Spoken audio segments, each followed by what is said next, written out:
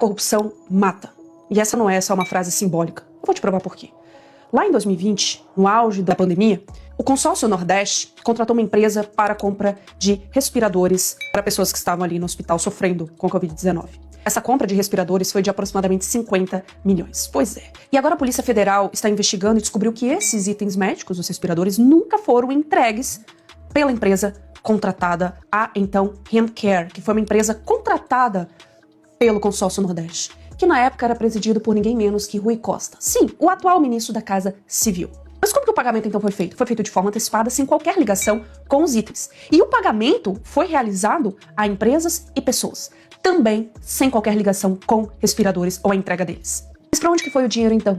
O dinheiro foi gasto por essas pessoas e empresas que receberam ilegalmente esse dinheiro para comprar carros de luxo e para pagar faturas enormes de cartão de crédito.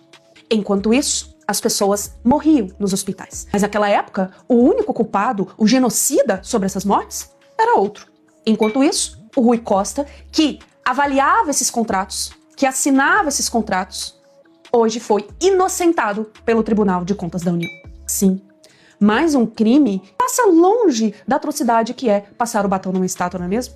E para fechar, eu vou deixar esse vídeo do jornalismo brasileiro, que hoje admite que na época estava empenhada com a narrativa contra o então genocida, assumindo que não dava tempo para investigar pautas como essas, porque eles precisavam falar o tempo inteiro que o Bolsonaro era o responsável por todas as mortes dos pacientes de Covid.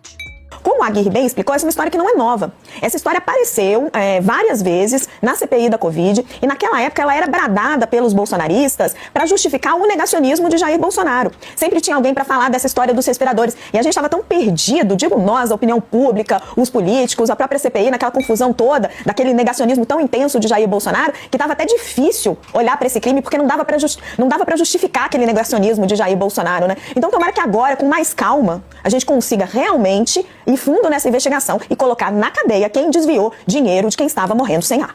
Pois é, a gente viu que, sim, a corrupção mata, mas a mentira e a censura também.